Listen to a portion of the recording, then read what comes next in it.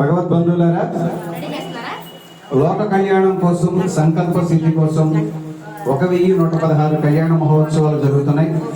ఈరోజు 253వ కళ్యాణం, స్వామికి నిత్య కళ్యాణం పచ్చతోరణం. ఎందుకంటే కలియుగ దైవం కాబట్టి ఆయనకి ప్రతినిత్యం కూడా కళ్యాణం జరగడం అనేది లోక కళ్యాణం కోసం జరుగుతుంది. మరి ఈ గ్రామంలో ఒక చక్కటి అందమైనటువంటి సలక్షణాలు కలిగినటువంటి యువతి ఉందని తెలిసి మా స్వామి గురించి వాళ్ళ తల్లి ఒకళ్ళ మాత 2 విషయాలు మీకు తెలియజేస్తారు. ఆ విషయాలు శ్రద్ధగా వినండి. మీకు ఏదైనా సందేహం ఉంటే ముందు మా వారి సందేహాలన్నీ కూడా అడగండి మా స్వామిని. మీ సందేహాలన్నీ తీర్చిన తర్వాత అప్పుడు అమ్మల గురించి మేము కూడా కొన్ని విషయాలు అడుగుతాం. అప్పుడు మీరు చెప్తారు. కానీ ఇదిగో ఈవిడ ఒకళ్ళ మాత, స్వామివారి తల్లి. అమ్మ, మీరు ఏమన్నా సందేహాలు ఉంటే అడగండి. జయ శ్రీరామ్. నమస్కారం అండి. నమస్కారం అండి. మీకు కూడా. పేరు ఒకళ్ళ మాత. నేను శేషాచలం నుంచి వచ్చాను. మా అబ్బాయి పేరు శ్రీనివాసుడు. మా అబ్బాయి మీ అమ్మాయిని విద్యానవరంలో చూసి మీ అమ్మాయి కళ్ళగంతలు కట్టుకుని వచ్చి మా అబ్బాయిని పట్టుకుందండి.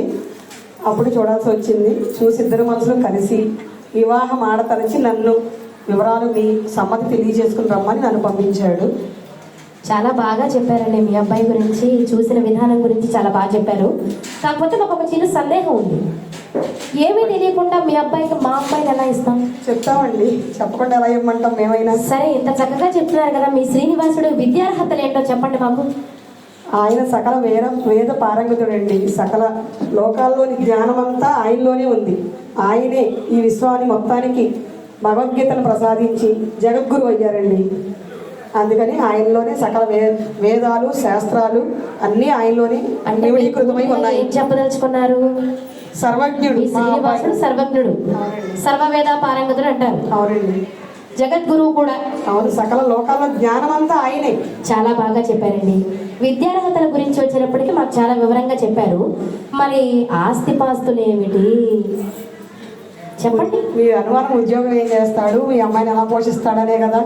ఆస్తిపాస్తుల వివరాలు అవన్నీ చెప్పమంటారు, అంతే కదా. ఉద్యోగం గురించి చెప్పాలి, అలాగే అతనికి వెనకాలన్నటువంటి ఆస్తిపాస్తుల గురించి చెప్పాలి. చెప్తామండి. మా అమ్మాయి ఎలా వస్తే ఆ ఇంట్లో సుఖపడుతుంది అనేది మాకు కూడా తెలియాలి కదా. అలాగే మా అబ్బాయి ఉద్యోగం చేయాల్సిన పని లేదండి. ఎందుకంటే ఈ లోకాలని పాలించే తండ్రి, స్థితికారకుడు.